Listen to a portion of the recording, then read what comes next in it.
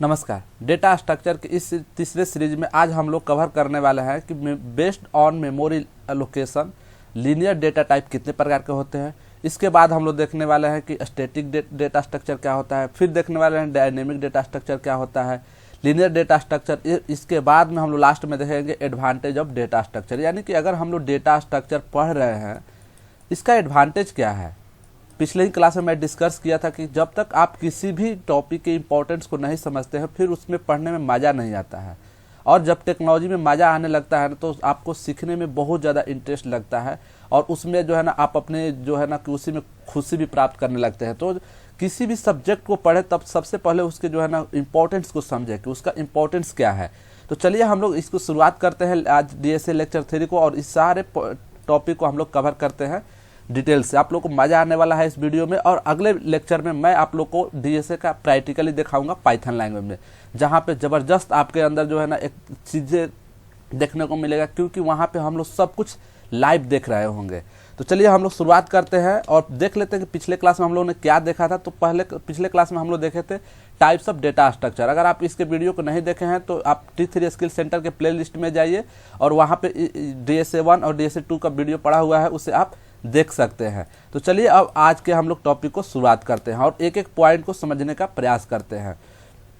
तो यहाँ पे जो है based on memory allocation linear data structure are further classified into 2 types. यहाँ पे जो है ना मेमोरी एलोकेशन का मतलब क्या हुआ। आप बोलिएगा कि सर इसका मतलब पहले बताइए क्या हुआ। कि जब आप प्रोग्राम रन कराते हैं कोई, या तो कंपाइल टाइम जो है ना कि वहाँ पे मेमोरी एलोकेट होता है, रन टाइम मेमोरी एलोकेट होता है। ये कंपाइल टाइम क्या होता है, रन टाइम क्या होता है, मैं सबको आप लोगों को ये क्लियर करूँगा पॉइंट, ताकि आप लोगों को चीज़ें समझने में आसान हो जाए। तो जब अगर आपके कंपाइल टाइम के समय अगर जो भी मेमोरी आप जो है चेंज कर पाते हैं उसे हम लोग बोलते हैं स्टैटिक। और ऐसे मेमोरी में जो मान लीजिए कोई भी डेटा टाइप हम रखे हुए हैं, जैसे कि लिस्ट है, एरे है, तो जब एरे में हम कोई भी डेटा स्टोर कराते हैं तो उसमें जो है हम लोग रन टाइम के समय में अपने जो है ना उसके मेमोरी एलोकेट नहीं करा पाते हैं, कहे कि उसमें डेटा नहीं डाल पाते हैं। जबकि in the case of the dynamic data structure वहाँ पे हम रन टाइम के समय भी क्या करते हैं कि अपने साइज को घटा एवं बढ़ा सकते हैं। किसका साइज, तो मेमोरी, जो कि हम मेमोरी में अपने डेटा को स्टोर करा रहे हैं वहाँ उस केस में। तो जैसे यहाँ पर लिखा गया है कि static data structure the data structure having the fixed size known as the static data structure. कह रहा है कि इसका साइज जो है ना कि चेंज नहीं होता है। इसी केस में जैसे आप लोग देखे होंगे किसी प्रोग्रामिंग लैंग्वेज में, जैसे सी लैंग्वेज में, तो यहाँ पर एरे लिखा रहता है। मान लीजिए यहाँ पर हमने जो है डिक्लेयर कर दिया इंट एरे, और यहाँ पे हम पहले से ही साइज कुछ दे देते हैं। लेकिन पाइथन में क्या होता है कि पाइथन में इसका कोई कंसेप्ट ही नहीं है। पाइथन में बोला गया है कि आप जो है अनलिमिटेड डेटा स्टोर कर सकते हैं। तो ये जो पाइथन लैंग्वेज जो फ्लो करता है वहाँ पे डायनेमिक डेटा स्ट्रक्चर फ्लो करता है, जो कि हम जो है अपने साइज को घटा एवं बढ़ा सकते हैं मेमोरी में बिना पहले से डिक्लेयर किए हुए। लेकिन अगर कहीं पे अगर स्टैटिक डेटा स्ट्रक्चर जो टाइप्स है, जैसे एरे है, एरे का कंसेप्ट पाइथन में नहीं है लेकिन बाकी दूसरे प्रोग्रामिंग लैंग्वेज में है, जहाँ पे हमें डेटा पहले से ही बताना पड़ता है। तो अगर जहाँ पे आपका साइज फिक्स्ड हो, जहाँ पे आप चेंज नहीं कर पाए, उस टाइप के चीज़ों को हम लोग बोलते हैं static data structure. Next point है the memory for the data structure is allocated as the compile time. ये कह रहा है कि कंपाइल टाइम में ही मेमोरी में इस टाइप के डेटा को स्टोर कर दिया जाता है। क्योंकि सर कंपाइल टाइम का मतलब क्या हुआ, रन टाइम का मतलब क्या हुआ। कि रन टाइम का मतलब होता है जब आपका प्रोग्राम जो है ना रन कर देता है। कंपाइल टाइम होता है जब प्रोग्राम हमारा लाइन बाय लाइन चेक किया जाता है। अगर जिस केस में लाइन बाय लाइन प्रोग्राम को कंपाइल किया जाता है उसे हम लोग इंटरप्रेटर बोलते हैं, और जब पूरे प्रोग्राम को एक बार में कंपाइल किया जाता है उसे हम लोग कंपाइलर बोलते हैं। तो दोनों अलग टर्म है, जो कि पाइथन एक इंटरप्रेटर प्रोग्रामिंग लैंग्वेज है, जबकि सी जो है एक कंपाइल टाइप प्रोग्रामिंग लैंग्वेज, जो कि वो एक बार में पूरे प्रोग्राम को पढ़ने के बाद ही ये जो है इसे रन करता है। जबकि पाइथन जो है ना इसको पढ़ेगा रन कर देगा, इसको पढ़ेगा इसको रन कर देगा। तो इसे हम लोग बोलते हैं interpreter. And their size can not be change by user after beginning the compile. कर रहा है कि जब अगर आप कंपाइल कर दिए अपने प्रोग्रामिंग को, उसके बाद जो है ना आप इसके साइज को चेंज नहीं कर सकते हैं। तो कह रहा है ना सर बहुत बड़ा प्रॉब्लम आएगा, क्योंकि अगर हो सकता है कि मेरे को साइज घटाना बढ़ाना हो तो हम ये कैसे यूज करेंगे एरे को। तो आप एरे यूज ही मत कीजिए, अगर जहाँ पे एरे का इंपॉर्टेंस है सिर्फ वहीं पे जहाँ पे आपको साइज फिक्स रखना है, बाकी जो है आप डायनेमिक डेटा स्ट्रक्चर यूज किया, आपके सामने तो बहुत सारा ऑप्शन पड़ा हुआ है, तो इस तरह से आप यूज कर सकते हैं। नेक्स्ट है कि सभी जो ये सारे चीज़ मैं आप लोग को लाइव करके अगले ही वीडियो में दिखाने वाला हूँ, तब देखिएगा मज़ा आएगा हम लोग को डेटा स्ट्रक्चर के सीरीज में कि ऐसा नहीं है कि सिर्फ थ्योरी हम लोग पढ़ने वाले हैं, थ्योरी के साथ पूरा भरपूर हम लोग प्रैक्टिकल करके देखेंगे पाइथन प्रोग्रामिंग लैंग्वेज में। तो अब समझते हैं dynamic data structure. The data structure having the dynamic size are known as the dynamic data structure. अब यहाँ पे पॉइंट आया है डायनेमिक साइज। डायनेमिक मतलब क्या होता है? जो बदल सके, जो समय के साथ बदल सके, और इसमें ऐसा रियल में होता है। हम लोग देखेंगे कि जब पाइथन के केस में हम लोग कोई भी डेटा आप डालेंगे, अपेंड करेंगे, तो उसका साइज जो है 10 होगा तो 11 हो जाएगा, 11 है तो 12 हो जाएगा। लेकिन in the case of the static data structure वहाँ पे कोई भी डेटा हमारा चेंज नहीं होगा। तो ये सारे चीज़ हम लोग प्रैक्टिकली देखने वाले हैं। The memory of this data structure is allocated at the run time and their size very during the run time of the code.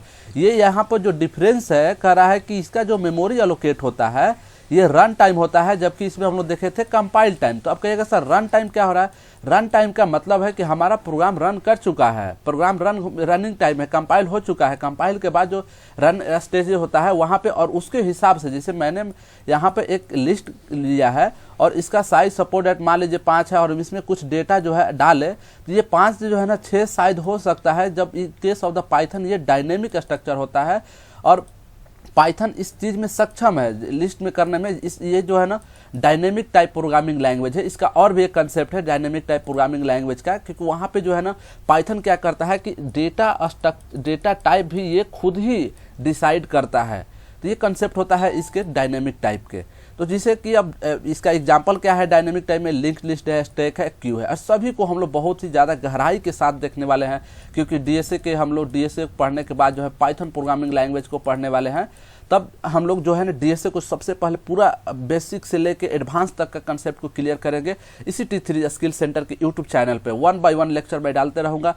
और अगर आप चाहते हैं कि ये सारे PDF आपको मिल जाए, तो हम जो स्टार्टिंग में नंबर दिए थे, अब जो नंबर दिए थे इस नंबर पे आप मैसेज करके हमारे लाइव क्लास को भी ज्वाइन कर सकते हैं, और साथ में ये PDF भी आप प्राप्त कर सकते हैं।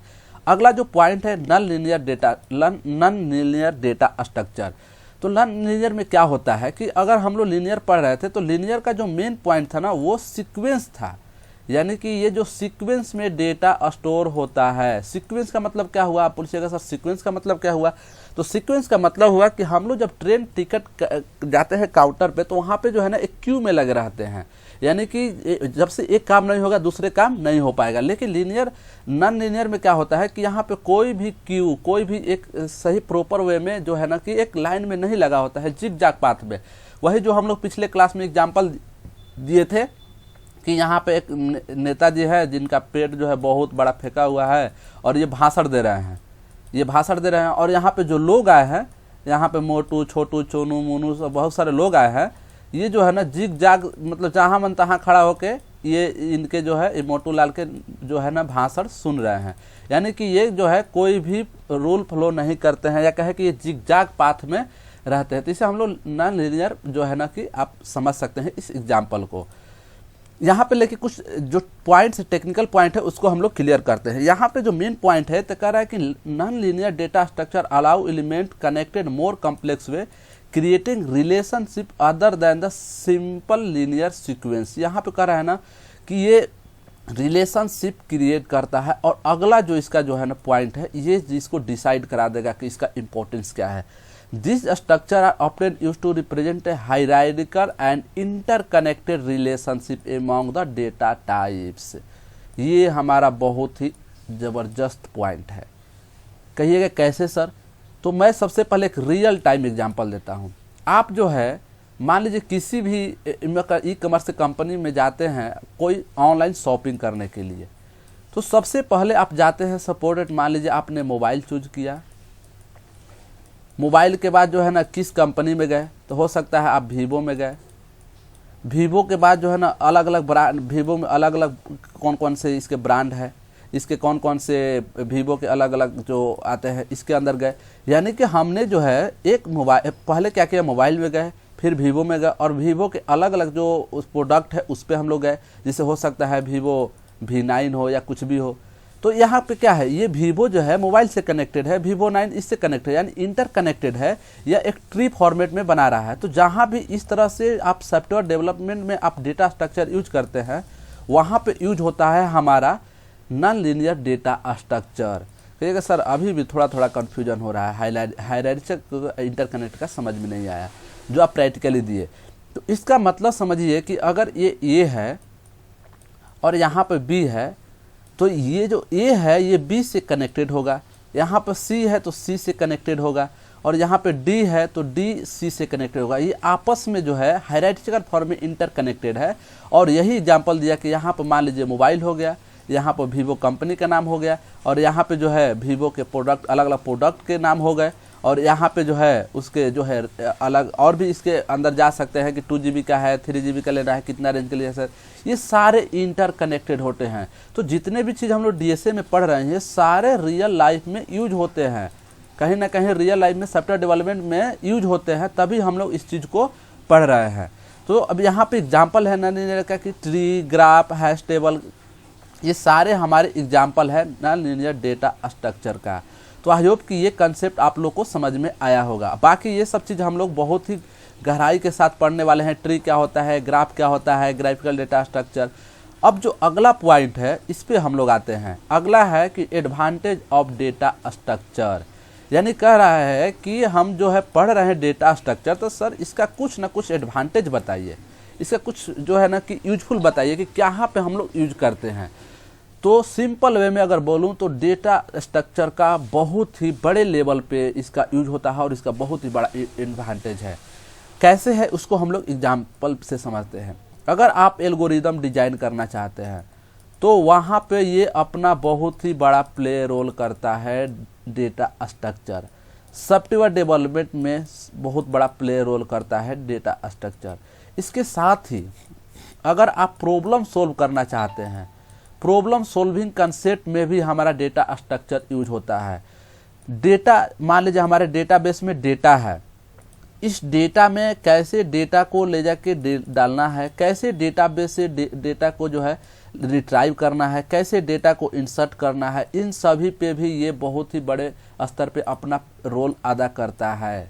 नेक्स्ट इसका एडवांटेज कि मेमोरी मैनेजमेंट करता है। अब जैसे ऑपरेटिंग सिस्टम में है, हम लोग कोई भी एक साथ में बहुत सारा एप्लीकेशन चलाते हैं, तो जो ऑपरेटिंग सिस्टम में जो मेमोरी मैनेजमेंट का कंसेप्ट है, मेमोरी मैनेजमेंट का कि किसको कितना मेमोरी देना है, किसको कितना रैम देना है किस एप्लीकेशन को चलाने के लिए, वहाँ भी DSA के कंसेप्ट को ही इम्प्लीमेंट करके ऑपरेटिंग सिस्टम को मेमोरी मैनेजमेंट के कंसेप्ट को सक्सेस बनाया गया है। इसके साथ जो है कि हम डेटा को कैसे डेटाबेस में, क्योंकि मान लीजिए फेसबुक है तो वहाँ पे बहुत बड़े स्तर पे डेटा है, तो यहाँ पे कैसे हम एक प्रॉपर वे में डेटा को रख सके, एफिशिएंट वे में कैसे सही तरीके से ऑर्गेनाइज कर सके, यहाँ भी DSA का इम्पोर्टेंस होता है। तो आप लोग जो है धीरे धीरे इसके चीज़ों को समझ रहे होंगे, और जब हम लोग प्रैक्टिकली देखेंगे तब और भी इसके इम्पोर्टेंस को, कंसेप्ट को समझ आ जाएगा। तो यहाँ पे कुछ पॉइंट भी लिखा है जैसे कि मैंने पहले ही क्लियर कर दिया। इफिशिएंट डेटा ऑर्गेनाइज, यानी डेटा को सही तरीके से सिस्टमेटिक वे से ऑर्गेनाइज करने का काम करता है। ऑप्टिमाइज एल्गोरिथम डिजाइन, यानी कि जो मैंने बोला कि बड़े बड़े एल्गोरिदम को, बड़े बड़े प्रॉब्लम को सोल्व करने के लिए जो एल्गोरिदम डिजाइन किए जाते हैं, वहाँ पे DSA का बहुत ही रोल जो है इम्पोर्टेंट होता है। मेमोरी मैनेजमेंट में होता है। नेक्स्ट है कि फास्ट रिट्राइवल एंड सर्च, यानी कि हमारे मान लीजिए अगर एक डेटाबेस है, ये डेटाबेस है, फेसबुक का डेटाबेस है ये, और यहाँ पे मान लीजिए बहुत सारा लाखों अकाउंट पड़ा हुआ है और लाखों अकाउंट में फ़ोटो है, और मैं चाहता हूँ कि मैं अपना फ़ोटो, मतलब अपना फ़ोटो जो है 2019 का मैं सर्च करूँ, 2019 का वीडियो सर्च करूँ, या 2022 का, 2023 का फ़ोटो मैं सर्च करूँ कि मैं यहाँ पे गया। तो यहाँ पे आप जैसे सर्च करते हैं फेसबुक के डेटाबेस से आपके फ़ोटो निकल कर आ जाता है।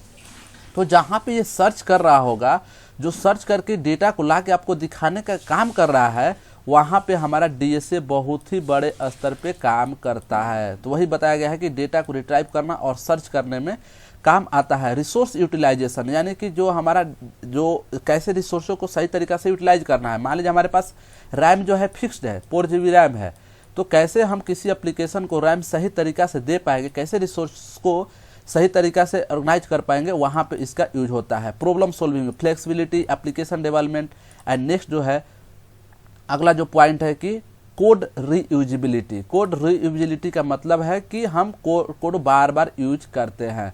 तो ये हमारा था एडवांटेज, यहाँ सिंपल वे में एक्सप्लेनेशन लिखा है, इसको भी आप लोग पढ़ सकते हैं। तो आई होप कि आप लोग को डेटा स्ट्रक्चर जो लेक्चर 3 है उसमें आप लोग को सीखने को मिला होगा। और अगले लेक्चर में हम लोग यहाँ पे जब हम लेक्चर 4 देखेंगे तो यहाँ पे हम लोग देखने वाले हैं डायरेक्टली लैब। पाइथन में हम लोग देखने वाले हैं लेक्चर 4 में लैब। तो आप T3 स्किल सेंटर के साथ जुड़े रहिए और अगले लेक्चर में थ्योरी नहीं प्रैक्टिकली हम लोग देखकर अपने कंसेप्ट को क्लियर करेंगे। तब तक के लिए बहुत बहुत धन्यवाद। Thank you.